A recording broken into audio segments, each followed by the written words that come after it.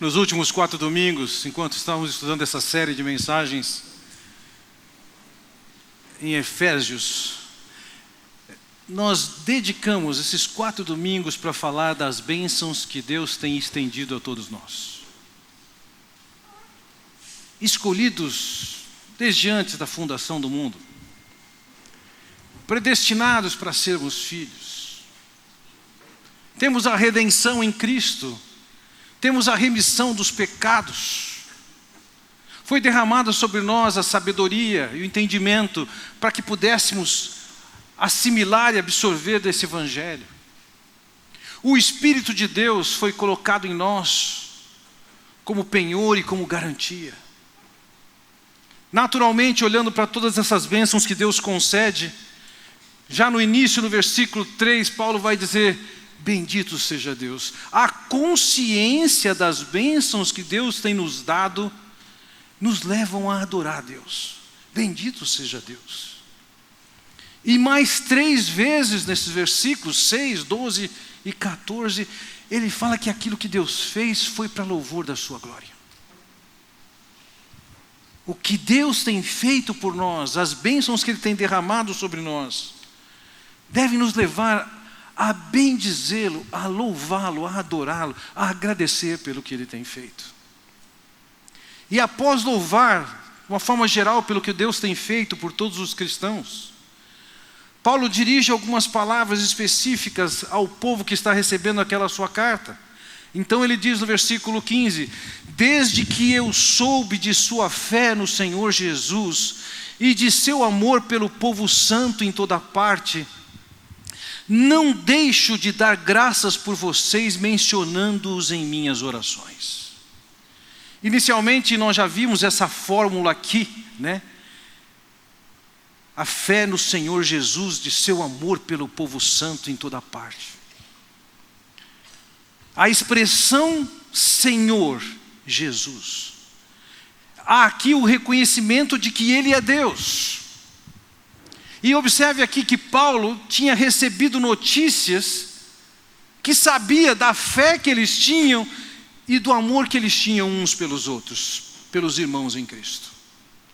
Essa frase de Paulo, desde que eu soube, e alguns questionam como soube, ele tinha estado entre os efésios por anos, e agora ele vai escrever como se não soubesse. Entre ele ter estado em Éfeso e ele escrever essa carta, foram de 4 a 6 anos. Então pode ser que ele tivesse recebido notícias que justificavam escrever em função de um conhecimento recente. Mas quando consideramos que Paulo está escrevendo essa carta para mais do que a cidade de Éfeso ou a comunidade de Éfeso, ele tinha em vista também as outras cidades, as outras igrejas na região da Ásia, e é que esta era uma circular. Faz sentido Paulo escrever isso.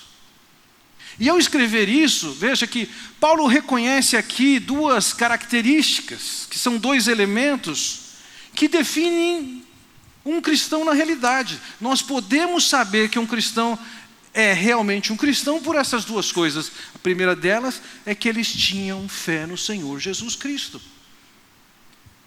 Apesar de eles viverem na Ásia, numa região que se adorava a deusa Diana, agora eles ouviram a mensagem do Senhor Jesus Cristo e eles passaram a crer no Senhor Jesus Cristo. Eles passaram a crer na obra do Senhor Jesus Cristo. Eles passaram a seguir em fidelidade ao Senhor Jesus Cristo. Então veja que há aqui uma definição de que aquelas pessoas ouviram da mensagem do Evangelho que define quem é Jesus, e eles creram e o seguiam. E Paulo, ao ouvir essa notícia acerca deles, ele se alegrava. Eles não somente criam no Senhor Jesus Cristo, e uma consequência natural de crer no Senhor Jesus Cristo é que eles tinham amor pelo povo santo. O que é isso? Amor aqui não é que é paixão. Eles não estavam morrendo de amores pelos seus irmãos em Cristo. mas a conduta deles, baseada no caráter divino, fazia com que tratasse os irmãos com todo respeito e honra, baseado num caráter íntegro. Então aquelas pessoas que haviam ouvido a mensagem, haviam sido transformadas, e agora elas tratavam com amor, com respeito, com honra, com cuidado, os demais irmãos em Cristo. O que é esperado e razoável para alguém que viveu a experiência com Cristo. Uma vez que nós chegamos a Cristo, nós temos diversas responsabilidades uns com os outros, e mais à frente, a partir do capítulo 4, nós vamos ver algumas dessas. Mas o fato é que o público a quem Paulo está escrevendo é um público que teve uma experiência genuína com Cristo, creu em Cristo, está seguindo a Cristo e também está manifestando o amor pelas demais pessoas que conheceram a Cristo. Dois elementos básicos que caracterizam alguém que teve uma experiência genuína com Cristo.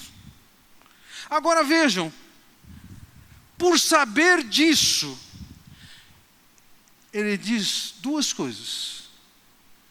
Primeira, eu não deixo de dar graças por vocês. O fato de uma pessoa conhecer a Cristo genuinamente e estar expressando o seu amor para com as pessoas de uma forma geral, que conhecem a Cristo, é um motivo de dar graças. É uma alegria quando a gente sabe de alguém que se rendeu a Cristo.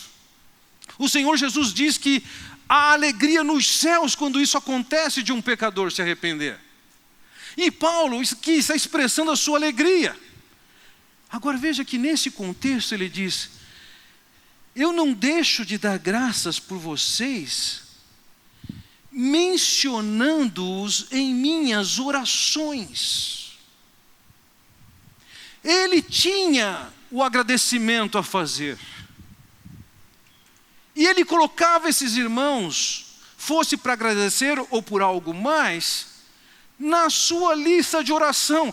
A oração era uma realidade do apóstolo. A identificação daqueles irmãos como irmãos genuínos expressava gratidão no contexto da sua oração. Mas também eles estavam na lista de oração do apóstolo Paulo. Além de agradecer, ele tinha pedidos por aquelas pessoas. Que pedidos são esses? Qual é a importância que há na oração nas nossas vidas? Vejam, o processo que leva o Filho de Deus à maturidade e intimidade com Deus começa com a oração pelo que é importante. Não é possível nós alcançarmos a maturidade que Deus tem para nós. Não é possível nós vivermos intimidade com Deus sem que nós tenhamos uma vida de oração. E nem tampouco se as nossas orações são por aquilo que é de menos importância. É fundamental para nós chegarmos na intimidade com Deus e na maturidade que Deus tem para nós, que quer que nós cheguemos, nós vamos precisar, meus irmãos, orar e orar pelaquilo que é importante. É o próprio apóstolo Paulo que diz em Romanos capítulo 8, versículo 26, que nós não sabemos orar como convém. Nós precisamos aprender a orar. Certa ocasião, os discípulos em torno de Jesus pediram para ele: ensina-nos a orar. Nós precisamos aprender a orar. E a minha expectativa com vocês nessa noite é que a gente possa considerar aqui o que é que deve ser motivo da nossa oração, seja por nós mesmos, seja pelas pessoas que estão à nossa volta, seja pelo povo de Deus. Porque se nós estivermos orando pelas coisas certas, eu creio, estamos a caminho da maturidade, estamos a caminho da intimidade com Deus. Eu não quero dizer com isso que não cabe aqui orações sobre coisas tão básicas e essenciais na vida, como, por exemplo, orar pelo pão de cada dia, orar pelo um emprego, pelo um novo emprego, pelo um novo salário, pela doença que está lhe acometendo, pela crise que você está vivendo em casa. Todos esses são motivos e motivos importantíssimos para orarmos. Mas eu quero propor nessa noite que você faça uma modificação na arquitetura da sua oração. E eu quero estimular vocês a, antes de qualquer outra coisa, pedirem e buscarem o que o apóstolo Paulo está buscando aqui por aqueles crentes de Éfeso. O que Paulo ora e pede para que eles alcancem é o que você e eu devemos alcançar, e assim é o que você e eu devemos orar. É por isso que devemos orar. Sabemos pedir corretamente. Há uma piada que conta que um judeu, um alemão e um inglês estavam juntos, quando de repente abriram uma garrafa e saiu um gênio da garrafa e falou: um pedido para cada um, pode fazer. Qual você quer? E o alemão disse: eu gostaria que o senhor acabasse com todos os judeus do mundo. Próximo. E o judeu disse: eu queria que o senhor acabasse com todos os alemães do mundo. Chegou a vez do inglês, e o inglês disse: se o senhor for atender os 2 pedidos dele, eu só quero uma xícara de chá. Nós temos que saber o que pedir. O que é que nós vamos pedir?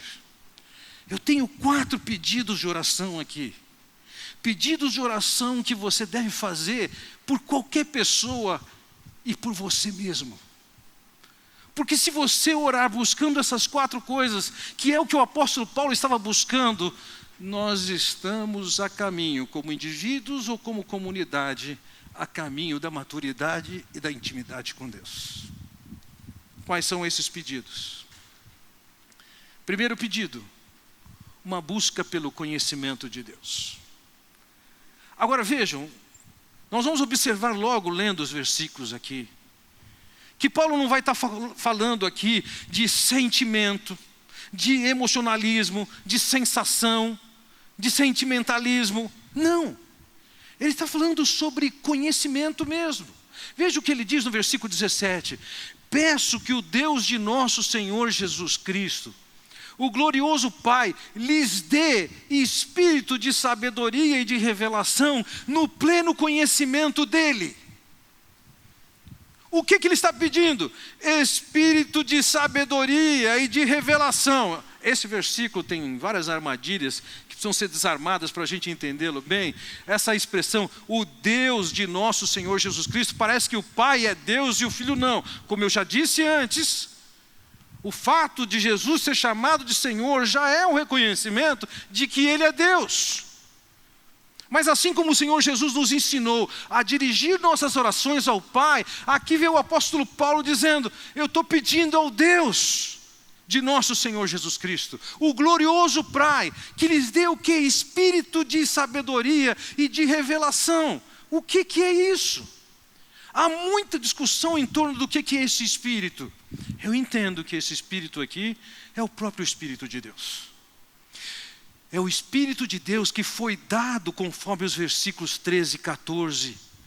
Foi dado como selo, foi dado como garantia.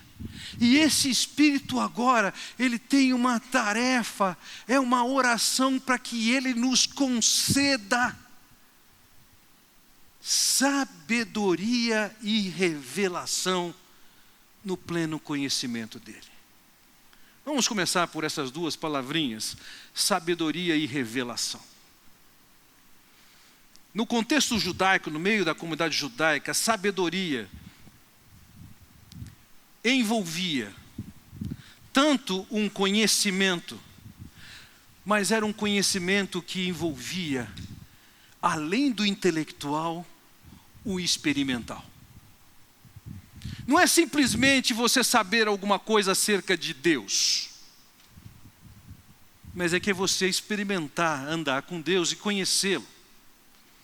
Isso depende, lógico, do que as Escrituras revelam sobre quem é Deus. Nós podemos ser auxiliados do que a literatura descreve sobre Deus. Mas quando ele fala de sabedoria aqui, não está restrita ao conhecimento intelectual que você adquire lendo um livro. Mas sim de andar com esse Deus. A segunda palavra, revelação, fala de descobrir. É acerca do ensino que Deus nos dá dele mesmo. E eu diria, essas duas palavras juntas, elas contemplam a ideia, e é por isso que ele está orando pelos Efésios, que eles possam conhecer e descobrir, na prática, quem é esse Deus. É na vivência. Mas não é só a vivência divorciada das Escrituras.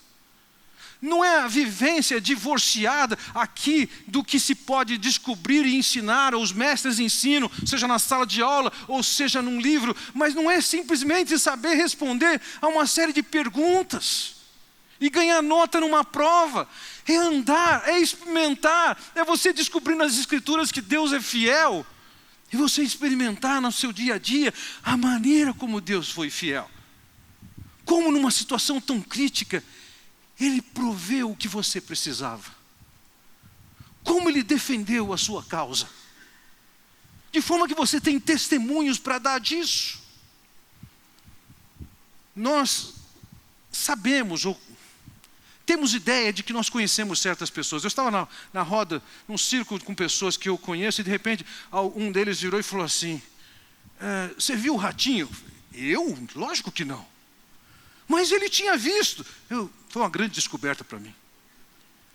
Já tinha andado com essa pessoa bastante para pensar que jamais fosse uma pessoa que assistiu o ratinho, mas ele assistia. E para contribuir com a conversa, a outra pessoa virou e falou assim, a Ana Maria Braga. Eu falei, meu Deus, o que está acontecendo? Eu só assisto a Ana Maria Braga quando eu estou em algum consultório médico. A gente acha que conhece as pessoas. Mas o ditado diz que a gente só conhece as pessoas depois que a gente comeu um saco de sal junto. Tivemos bastante tempo junto com elas. O que o apóstolo Paulo está fazendo aqui, ao começar suas orações por aquele povo, ele está orando dizendo o seguinte, eu peço para Deus, Pai, que o Espírito do Senhor ensine vocês, lhes dê espírito de sabedoria e de revelação, no pleno conhecimento dele. Ele não está orando por sensações que você vai ter, comichões, sentimentalismos. Ele está orando sim para que você no seu dia a dia, na sua caminhada com Deus, você conheça experimentalmente esse Deus. Eu não estou sugerindo aqui que o conhecimento experimental é um conhecimento que supera ou que exclui um conhecimento intelectual. Meus irmãos, nada disso.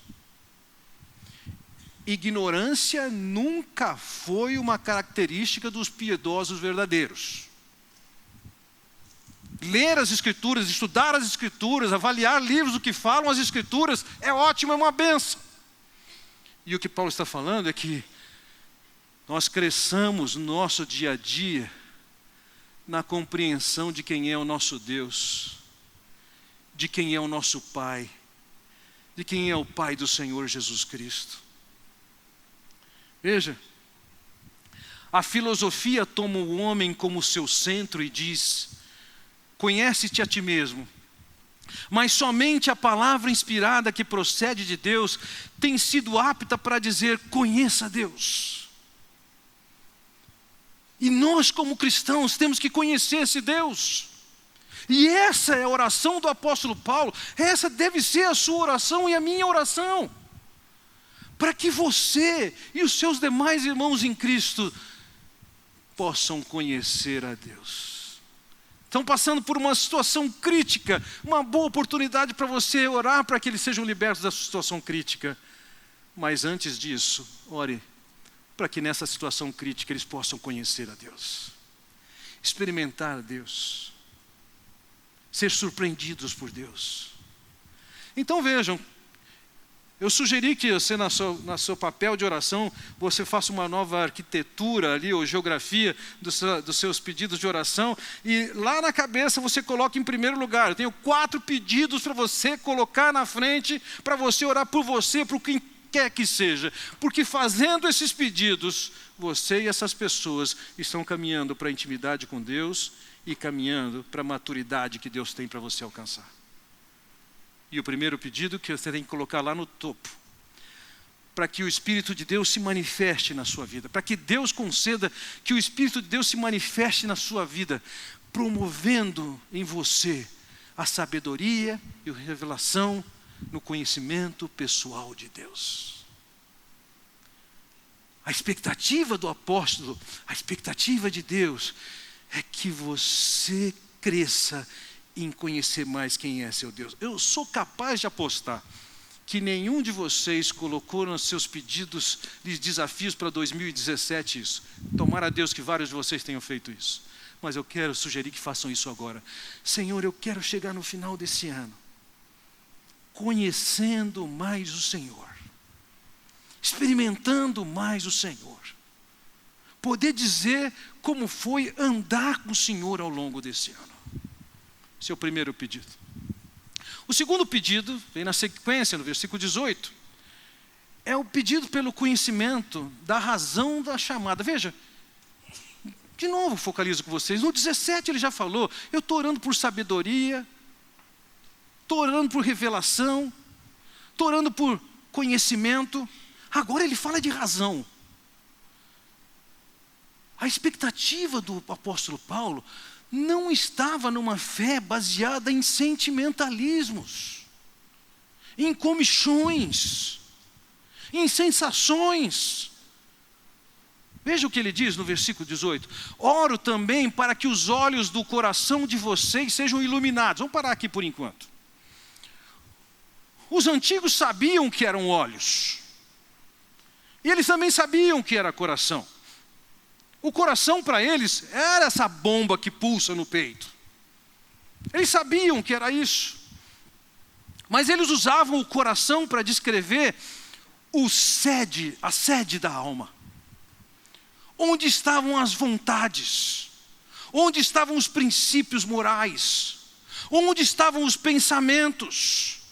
Na psicologia judaica, a emoção não estava relacionada com o coração como está relacionada para nós. Quando eles queriam descrever mais os sentimentos, as emoções, eles empregavam principalmente o rim, ou mesmo as entranhas, as vísceras em geral. Ou seja, quando Paulo diz aqui, eu oro para que os olhos do coração de vocês sejam iluminados, ele está dizendo, eu estou orando pelo entendimento de vocês. Eu estou orando pela cabeça de vocês. Eu oro também para que os olhos do coração de vocês sejam iluminados, a fim de que vocês conheçam a esperança para a qual Ele os chamou.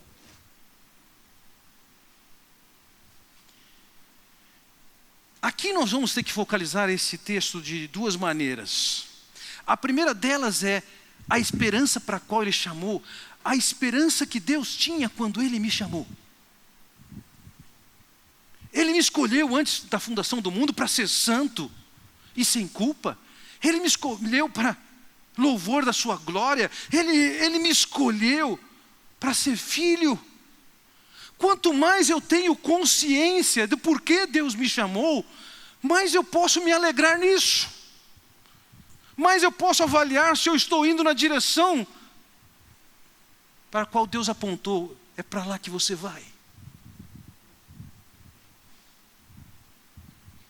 Então, quando eu tenho consciência que Deus me adotou, que agora Ele é meu Pai, Ele quer um relacionamento comigo, quando eu compreendo que Deus me chamou para levar uma vida de santidade, que estamos libertos da condenação do pecado, que agora eu tenho paz para chegar diante de Deus, é que eu tenho que andar nos seus passos. Essa compreensão do propósito de Deus, porque Ele nos chamou, nos ajuda a estabelecer o rumo da nossa vida, os valores da nossa vida, com o que não nos envolvemos, com o que nos envolvemos. Mas também quando eu olho para esse Deus que me chamou e vejo as promessas que Ele fez, eu descubro que Deus me chamou para um relacionamento em que Ele tem cuidado comigo, em que Ele me guia, em que Ele me disciplina, e que esse Deus fez promessas das mais diversas, que visam justamente eu olhar para essas promessas e esperar com segurança. Se eu compreendo que a conversão não é simplesmente descer numa estação descer do trem, numa estação, quando esse trem estava indo para o inferno, e entrei num outro trem, que agora estou indo para o céu, eu recebi o ticket e estou salvo. Isso aqui é só parte da razão por que fomos chamados. Deus tem um propósito com as nossas vidas aqui, e Deus tem feito inúmeras promessas relacionadas a essa vida e relacionadas a outra vida. E muitas vezes nós estamos olhando a nossa vida somente com a perspectiva do que está acontecendo nessa vida. Foi mesmo o apóstolo Paulo quem disse aos Coríntios: se a nossa esperança em Cristo se limita apenas a esta vida, somos os mais infelizes de todos os homens. Deus tem propósitos maiores do que essa vida, não podemos ficar restritos a ela.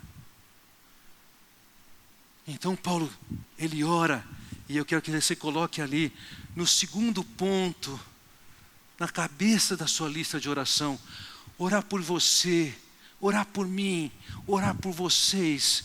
Orem para que cada um de nós cresça na compreensão, no entendimento da razão por que nós fomos chamados. Porque quando entendemos por que fomos chamados, nós entendemos a beleza do plano de Deus, o privilégio que nos foi estendido, e temos melhores condições de nos alinharmos e desfrutarmos do que Deus tem oferecido para nós.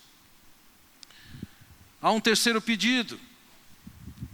O terceiro pedido é pelo conhecimento da herança. Começa no versículo 18 e veja, ali ele continua: oro também para que os olhos do coração de vocês sejam iluminados, a fim de que vocês conheçam as riquezas da gloriosa herança dele nos santos. Vejam, ele não está falando aqui da herança que você vai receber de Deus, mas da herança que Deus tem em você. O que é isso? Quando a gente vivencia a experiência de culturas e línguas diferentes, nós começamos a fazer uma série de perguntas. Isso seja na sua língua ou em outra língua. Eu me lembro de um amigo que me perguntava assim: Fernando, um americano, por que você chama o doce que come depois da refeição de sobremesa? Ah, sei lá. É sobremesa.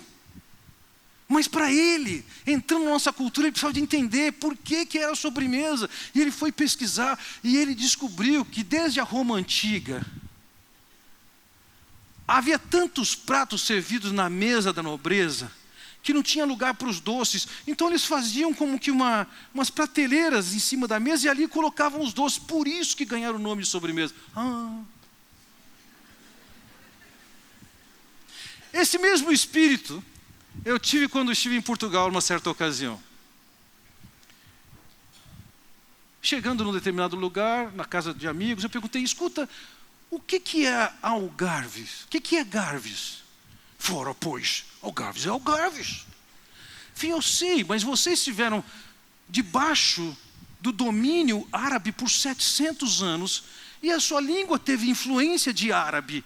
E em árabe é o artigo definido. Então, algarves, o quê? O que é garves? Não sabemos. E fomos ver no dicionário e descobrimos que garves em árabe significa falésias, essas encostas de montanhas que tem junto ao mar. Então, quando os árabes vinham, eles podiam dizer: Algarve, estamos chegando, está lá, ali estão os paredões. Na mesma conversa eu falei para eles: e o que é Reguengos? Porque eu tinha ido a uma cidade que se chamava Reguengos de Monsaraz. E eu perguntei: o que é Reguengos? Ora, pois Reguengos é Reguengos. Sim, mas é Reguengos de Monsaraz, aquela região é Monsaraz. O que é Reguengos? E fomos aos dicionários. E descobrimos que Reguengos é propriedade real. Então, ali naquele lugarzinho, tinha a propriedade da realeza naquela localidade de Monsaraz. Havia uma propriedade real. Se morresse o rei, aquilo era a herança do próximo. Deus, quando diz que nós somos herança dele, ele está dizendo: nós somos o reguengo dele. Nós somos propriedade real. Nós fomos salvos por Jesus. Fomos chamados por Deus. Fomos tornados seus filhos. Nós não somos qualquer coisa. Deus planejou isso desde a eternidade passada. Hoje nós pertencemos ao Rei dos Reis, ao Senhor dos Senhores. Deus está dizendo: eu fiz de você, pela minha graça, a minha herança, a minha propriedade. Esse Deus que elegeu no passado, que predestinou no passado, que o chamou, que o salvou em Cristo Jesus, que lhe deu entendimento para entender essa mensagem, que lhe deu a redenção, que cuida de você no dia a dia, que concedeu o Espírito Santo como garantia e como selo. Ele está dizendo: você me pertence, você é minha propriedade e eu valorizo você. Que importância nós temos para Ele. Nós não somos qualquer coisa. Não que em nós mesmos tenhamos valor, nós éramos um bando de rebeldes a Deus, indiferentes a Deus, mas hoje Deus investiu tanto em amor por nós, que nós nos tornamos valiosos por conta da sua graça. E somos de tal maneira valiosos, que o apóstolo também, Tiago nos diz: ou supondes que em vão afirma a Escritura, é com ciúme que por nós anseia o Espírito que Ele fez habitar em nós. Deus tem ciúme de nós. Nós somos seu povo resgatado para Ele. E quando nós estamos flertando com o inimigo ou com o pecado, Deus se entristece. E o seu zelo por nós se entristece. Paulo está dizendo: eu estou orando para que vocês entendam que vocês são a herança de Deus. Vocês são a propriedade real de Deus. Vocês não são qualquer coisa, não. Vocês são os filhos de Deus, os herdeiros de Deus. Então eu queria que você colocasse em terceiro ponto ali. Já vimos antes que nós devemos orar para que nós experimentemos e conheçamos a Deus na prática. Que a gente entenda a esperança, a razão por que nós fomos chamados. E agora, você deve colocar na sua lista de oração lá, qual é a importância, quanta importância que Deus dá para você. Porque se eu sei a importância que eu tenho para Deus, eu não sou qualquer coisa. Deus não está perdendo os olhos de mim, Ele não está me ignorando, me esquecendo, eu não estou abandonado no meio dessa multidão. Não, eu sou alguém amado, cuidado, aproximado, valorizado, esse Deus, como quem valoriza a sua propriedade real. Há um quarto e último pedido que eu quero olhar com vocês aqui. O pedido é conhecimento do poder. De novo, ele não está orando por sensações, comichões, sentimentos. Mas ele ora, já vimos que é sobre conhecimento, e aí ele descreve assim no versículo 19: e a incomparável grandeza do seu poder para conosco, os que cremos conforme a atuação de sua poderosa força. Esse poder, ele exerceu em Cristo, ressuscitando-o dos mortos e fazendo-o assentar-se à sua direita nas regiões celestiais. Aqui a expectativa do apóstolo em que ele ora é para que as pessoas conheçam o poder de Deus. Isso é diferente de orar, Senhor, me dá poder. É para você orar para conhecer o poder, para você experimentar o poder. Não é a mesma coisa de você exercer poder. A oração aqui é para que você conheça o poder. Que poder é esse? Em primeiro lugar, esse poder é o poder que já havia sido descrito nas Escrituras, no Antigo Testamento, pelos profetas, que viria a ressuscitar o Senhor Jesus Cristo. Então, quando a gente olha lá no Salmo de número 16, descrevendo o Messias, é dito: não deixarás a minha alma na morte, nem que teu santo veja a corrupção. Havia um reconhecimento de que o Messias, ainda que passasse pela morte, o Cristo, Jesus, ele não seria deixado na morte, ele ressuscitaria. Em Isaías 53, o profeta diz: todavia o Senhor agradou moê-lo. Está falando do que Deus está fazendo com Cristo na cruz, fazendo-o enfermar, quando der ele a sua alma como oferta pelo pecado. Ele deu a sua alma como oferta pelo pecado. Ele morreu. Mas ele verá a sua posteridade e prolongará os seus dias. Ele passa pela morte, mas ele ressuscita. Os profetas do Antigo Testamento anunciavam esse absurdo: alguém vai ressuscitar. Não somente ele iria ressuscitar, mas como vemos no versículo, nós lemos que colocou Jesus na posição mais alta. Nós vamos explorar melhor isso na semana que vem. Mas a ideia é: qual é o poder, qual é a autoridade, qual é a pegada que o Senhor Jesus tem? Nós precisamos entender e compreender esse poder que ressuscitou a Cristo, que colocou Jesus na posição mais alta. Esse é o poder que atua, que cuida de nós. Isso não significa que sou eu que vou dizer para Deus o que é que Ele tem que fazer, quando Ele tem que fazer, como Ele tem que fazer. Ele continua estando sentado no trono, Ele continua tendo autoridade. Mas não há nenhum impedimento para que esse poder se manifeste nas nossas vidas, do jeito que Deus quer. Quantos de nós já sentimos as impossibilidades de nos libertarmos de certos pecados que são hábitos escravizadores na nossa vida? E você pode dizer: é impossível, não consigo. E é verdade, nós não conseguimos. Quem aqui consegue amar a esposa como Deus mandou amar? Amar como Cristo amou? Sejamos sinceros, nenhum de nós. Como é que é possível amar a esposa assim?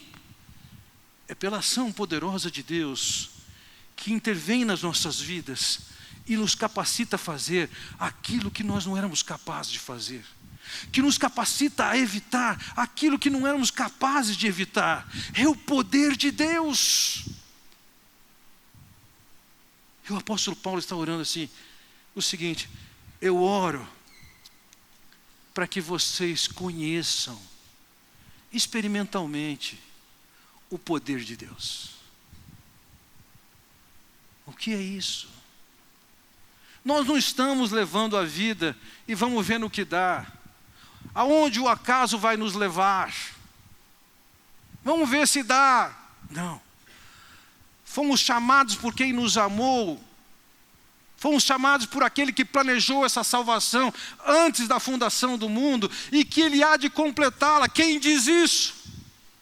É quem manifesta o poder que ressuscita o Senhor Jesus Cristo e que o coloca sentado nos lugares celestiais. Então aqui, nós temos esse quarto pedido de oração.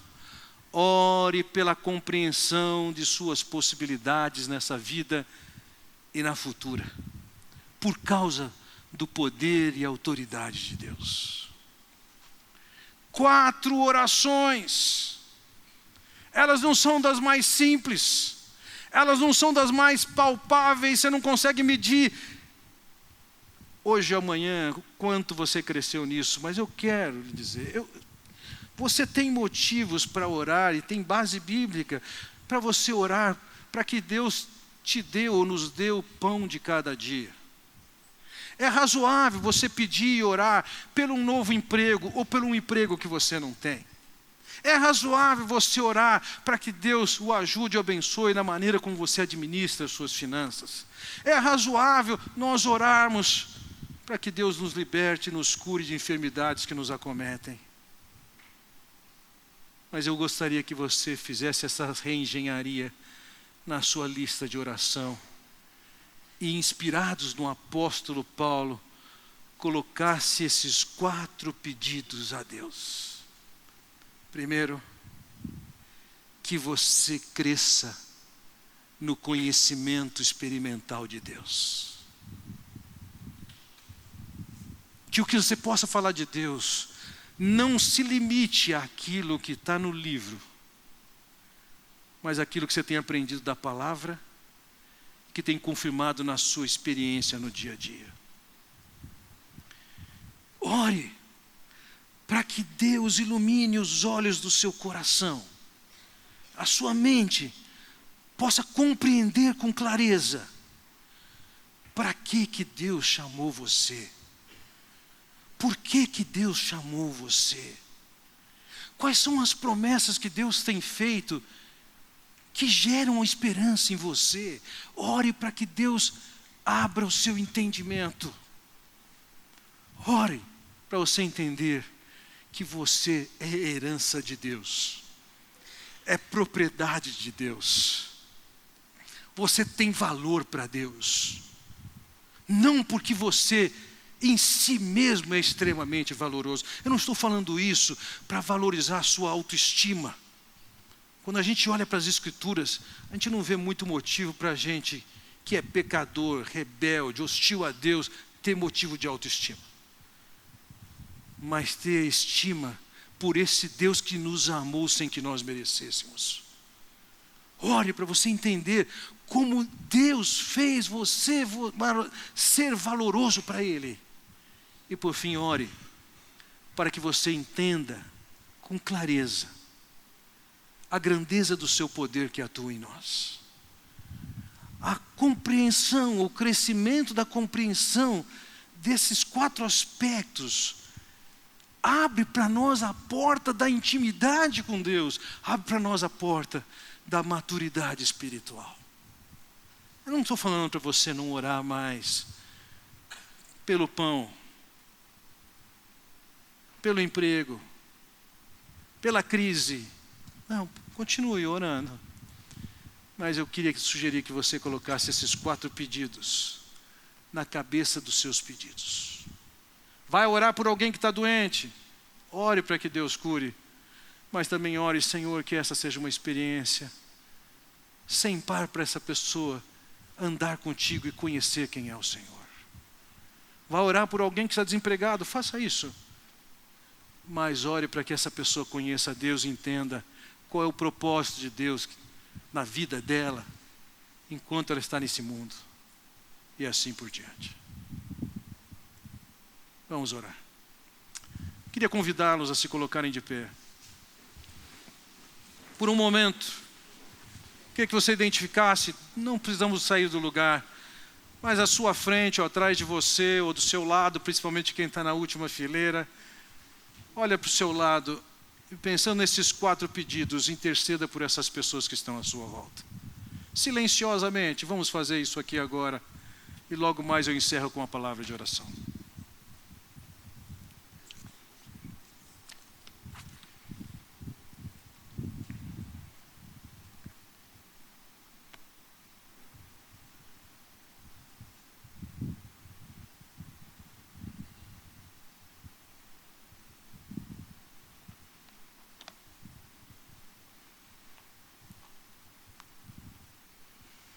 Ó Pai Celestial, ensina-nos a orar.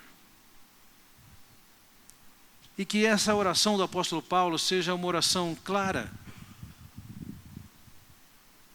um modelo suficiente para nós, para entendermos pelo que devemos orar, uma vez que fomos alcançados por Ti, pela Tua misericórdia, pela Tua graça, pela Tua bondade. Fomos alçados a um plano tão magnífico, que torna o Senhor digno de todo louvor e adoração. Mas que, Pai Celestial, nós possamos aprofundar a nossa compreensão nesses pontos que o apóstolo considerou em sua oração, e que a nossa oração seja parametrada pela dele, guiada pela dele. Que possamos colocar isso nas orações em que fazemos por nós mesmos, ou pelos nossos irmãos em Cristo. É o que eu oro, ó Pai, no nome do Senhor Jesus. Amém.